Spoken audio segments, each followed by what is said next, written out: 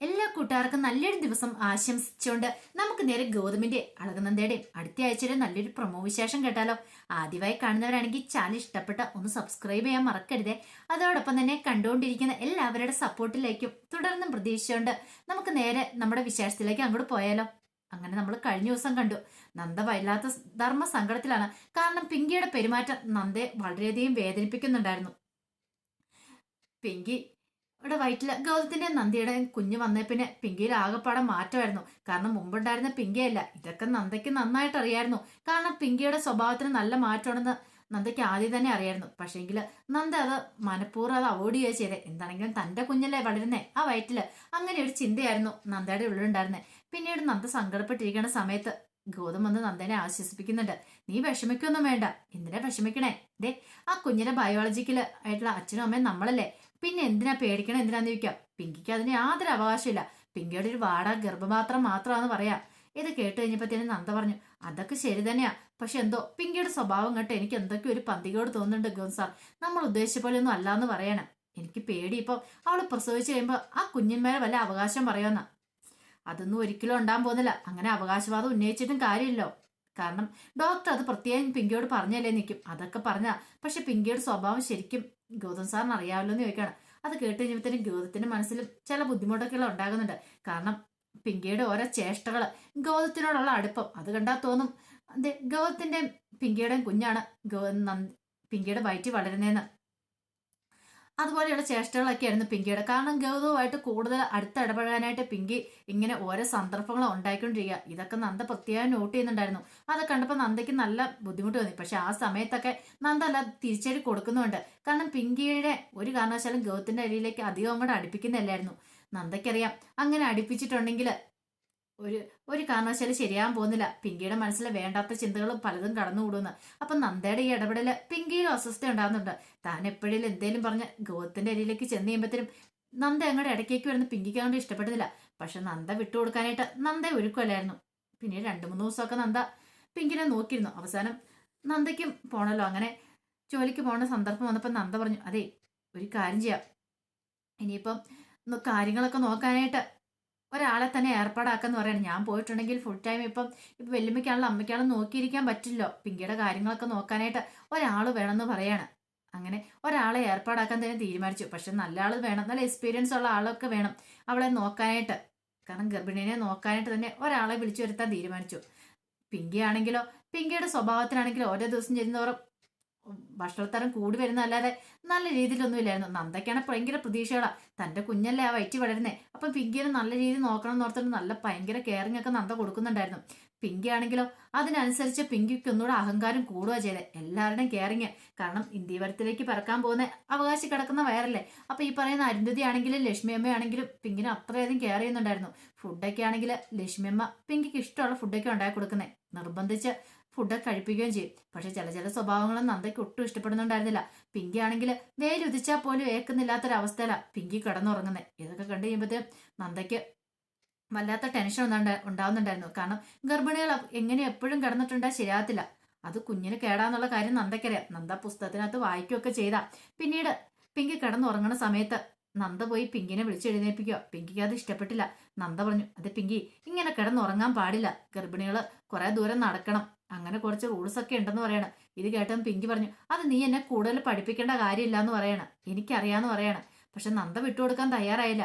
പിങ്കിയോട് പറഞ്ഞു, നീ ഇതെല്ലാം സമ്മതിച്ചോണ്ടല്ലേ എന്റെ കുഞ്ഞിനൊരു കുഴപ്പമില്ലാതെ തന്നോളാന്ന് നീ വാക്കുന്നിട്ടല്ലേ ഇത് നിന്റെ ഉദരത്തിലേക്ക് ഈ കുഞ്ഞിനെ പേറിയെന്ന് ചോദിക്കുകയാണ്.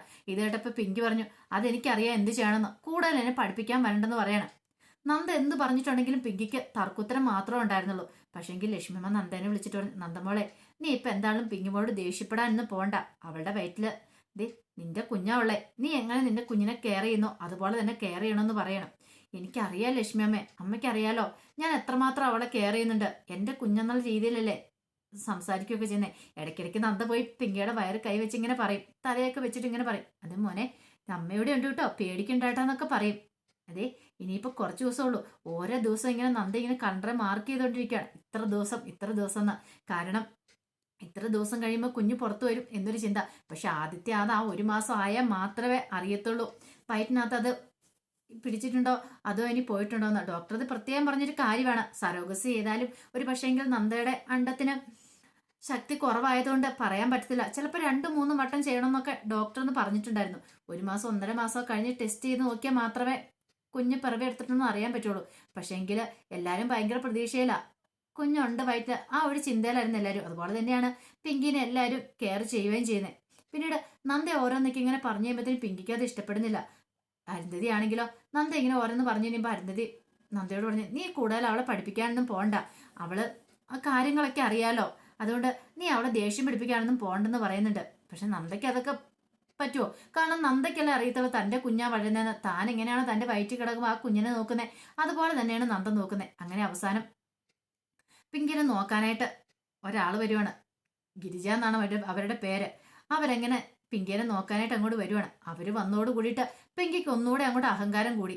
പിങ്കിയുടെ ഒരു ചിങ്കടിയായിട്ടാണ് അവരങ്ങോട്ട് വരുന്നത്. കാരണം പിങ്കി പറയുന്നതല്ല അപ്പാടെ അനുസരിക്കുന്ന, പിങ്കിക്ക് വേണ്ടിയിട്ട് മാത്രമായിട്ട് അവരങ്ങോട്ട് വന്നു. പിന്നീട് അവരുടെ ഓരോ പ്രവൃത്തികൾ കണ്ടപ്പോൾ തന്നെ നന്ദയ്ക്ക് പോലും പിടിച്ചില്ല. കാരണം പിങ്കിയുടെ മേലെ നന്ദയേക്കാളും കൂടുതൽ അവകാശം അവരങ്ങോട്ട് കാണിക്കുകയാണ്. നന്ദ ഏതോ വെറുതെക്കാരി എന്ന മട്ടിലായിരുന്നു നന്ദയോടുള്ള പെരുമാറ്റമൊക്കെ. പക്ഷെ ഇത് നന്ദയ്ക്ക് ഒട്ടും പിടിച്ചില്ല. നന്ദയ്ക്ക് വല്ലാത്ത മാനസിക ബുദ്ധിമുട്ടുകളൊക്കെ ഉണ്ടാക്കി.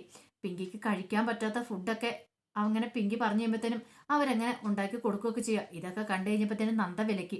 അത് മാത്രമല്ല ഇതിൻ്റെ ഇടയ്ക്ക് പിങ്കിക്ക് ഛർദിയും കാര്യങ്ങളൊക്കെ ഉണ്ടായി. ഇത് കണ്ടു കഴിഞ്ഞപ്പോഴത്തേനും നന്ദയ്ക്ക് സഹിച്ചില്ല. നന്ദ എന്നിട്ട് പിങ്കിയോട് പറഞ്ഞത്, പിങ്കി നീ വേണ്ടാത്ത ഫുഡൊക്കെ ഇങ്ങനെ വാരി വലിച്ച് കഴിച്ചിട്ടല്ലേ, ഇങ്ങനെയൊന്നും കഴിക്കാൻ പാടില്ല. ഗർഭിണിയാന്ന് പറഞ്ഞാൽ അതിൻ്റെതായ ഒരു ഇതൊക്കെ ഉണ്ട്. ഫുഡൊക്കെ കഴിക്കുന്നതിനായ ഇതിൻ്റെതായ ഒരു കാര്യങ്ങളൊക്കെ ഉണ്ട്. എല്ലാം നോക്കിയും കണ്ടും ചെയ്യണം, അല്ല വയറ്റിൽ കിടക്കുക കുഞ്ഞിന് ദോഷമാണെന്ന് പറയണം. പക്ഷെ ഇത് കേട്ട് കഴിഞ്ഞപ്പോഴത്തേനും പിങ്കിയെ നോക്കാൻ വന്ന ആ സ്ത്രീക്ക് അങ്ങോട്ട് ഇഷ്ടപ്പെടില്ല. അവർ പറഞ്ഞു, അതെ എനിക്കറിയാം പിങ്കിക്ക് എന്ത് കൊടുക്കണം വേണ്ടെന്നൊക്കെ. നിങ്ങൾ വലിയ ഡോക്ടറാന്ന ഉള്ള ചിന്തയായിരിക്കും നിങ്ങളുടെ മനസ്സിൽ. അങ്ങനെ അതുണ്ടെങ്കിൽ അതങ്ങോട്ട് മാറ്റിക്കളഞ്ഞേരെ. ഞാൻ ഇവരെ നോക്കാനായിട്ട് വന്നാ എനിക്കായിരിക്കും ഇവരുടെ മേൽ പൂർണ്ണ ഉത്തരവാദിത്തം. അത് ഞാൻ ഇങ്ങോട്ട് വന്ന സമയത്ത് തന്നെ പറഞ്ഞിട്ടുണ്ടായിരുന്നു. വേറെ ആരും എൻ്റെ ജോലിയുമേ കൈ കടത്തുന്നത് എനിക്ക് ഇഷ്ടമില്ല എന്ന് പറയണം. അതുകൊണ്ട് എനിക്ക് എന്ത് ചെയ്യണമെന്ന് അറിയാമെന്ന് പറയാം. ഇത് കേട്ട് കഴിഞ്ഞപ്പോൾ നന്ദയ്ക്ക് ഭയങ്കര സങ്കടമായിപ്പോയി. നന്ദ പിന്നീട് മുറി പോയിരുന്ന് കരയാണ്. ഈ സമയം ഗൗതം അങ്ങോട്ട് വന്നു. ഗൗതം വന്നിട്ട്, നീ എന്തിനാ സങ്കടപ്പെടുന്നതെന്ന് ചോദിക്കുക. എനിക്ക് പറ്റുന്നില്ല ഗൗതം സാറ്, ഇപ്പോൾ ഓർക്കും ഒന്നും വേണ്ടായിരുന്നെന്ന്. എനിക്ക് ആകെപ്പാടെ പേടിയാ. പിങ്കി ഓരോ ദിവസം പിങ്കിയുടെ ഓരോ കാട്ടായ കണ്ടുകഴിയുമ്പോൾ എനിക്ക് പേടിയാവുന്നുണ്ട്. കാരണം ആ കുഞ്ഞിനെ നല്ല രീതിയിൽ തന്നെ പിങ്കി തരുമോന്ന്. എൻ്റെ കുഞ്ഞല്ലേ, നമ്മുടെ രണ്ടുപേരുടെയും കൂടെ കുഞ്ഞല്ലേ, അതിനൊരു പോറല് പോലെ ഏറ്റിട്ടുണ്ടെങ്കിൽ എനിക്ക് സഹിക്കാൻ പറ്റില്ല ഗൗതം സാറ്. ഓരോ സമയം ഞാൻ കണ്ണ് വളർന്നോ കാല് വളർന്നോ എന്നൊരു ചിന്തയിലായിരിക്കും ഞാൻ ഓരോ ദിവസവും രാവിലെ എഴുന്നേറ്റ് പിങ്കിയുടെ വാരമേ തല വെച്ച് നോക്കുന്നത്.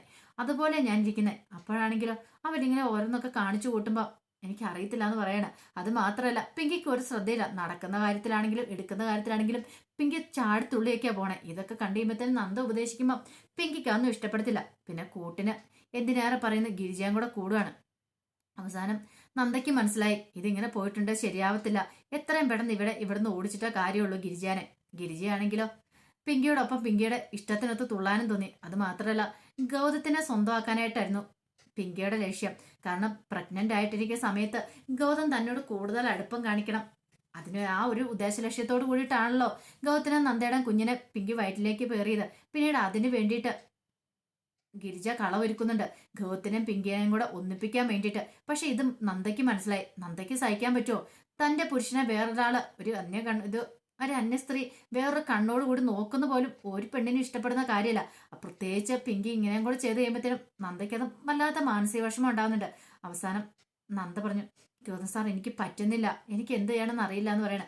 ഗൗതം ആശ്വസിപ്പിച്ച്, സാറില്ല പോട്ടെ, കുറച്ച് നാളല്ലേ ഉള്ളൂ, നമുക്ക് സഹിച്ചില്ലേ പറ്റുള്ളൂ എന്നൊക്കെ പറഞ്ഞിട്ട് ഗൗതം നന്ദേനെ ചേർത്ത് പിടിക്കുന്നുണ്ട്. ഈ സമയം വനജയ്ക്കാണെങ്കിലും പ്രോദയനാണെങ്കിലും ഭയങ്കര ടെൻഷനായിരുന്നു പിങ്കിയുടെ കാര്യത്തിൽ. ഇവളെ എന്ത് ഭാവിച്ചാന്നൊരു ചിന്ത. കാരണം അവരെ വിളിച്ചിട്ട് വനജേനെ വിളിച്ചിട്ട് പിങ്കി കാര്യം തീർത്ത് പറഞ്ഞു.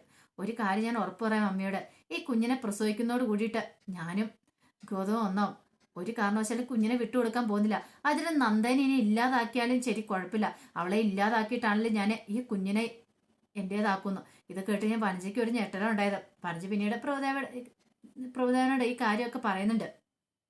പിന്നീട് അയാൾ പറഞ്ഞു, എല്ലാം നിന്നെ പറഞ്ഞാൽ മതി, നിന്നോട് അപ്പോഴേ പറഞ്ഞല്ല ഞാൻ.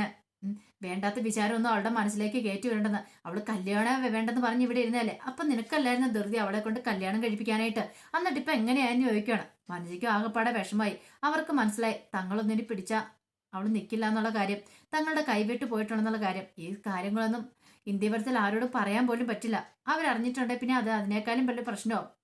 എന്താണെങ്കിലും പിങ്കിയുടെ ജീവിതം തറന്നു. അവൾക്കൊരു കുഞ്ഞുണ്ടായിട്ടുണ്ടെങ്കിൽ ഇനിയിപ്പം അവളുടെ കല്യാണം നടത്താനായിട്ട് ഭയങ്കര ബുദ്ധിമുട്ടാവും. ഒന്ന് പ്രസവിച്ചാന്നൊക്കെ അറിഞ്ഞു കഴിയുമ്പോഴത്തേനും പിന്നെ അങ്ങനെ രണ്ടാ രണ്ടാം ആലോചന അങ്ങനെ എന്തെങ്കിലുമൊക്കെ വരത്തുള്ളൂ. അല്ലാതെ നല്ലൊരു ചെറുപ്പക്കാരൻ വരത്തില്ലെന്ന് വെച്ച് എന്താ അവരെ വല്ലാതെ തളർത്തുന്നുണ്ട് മകളുടെ ഈ സ്വഭാവമൊക്കെ.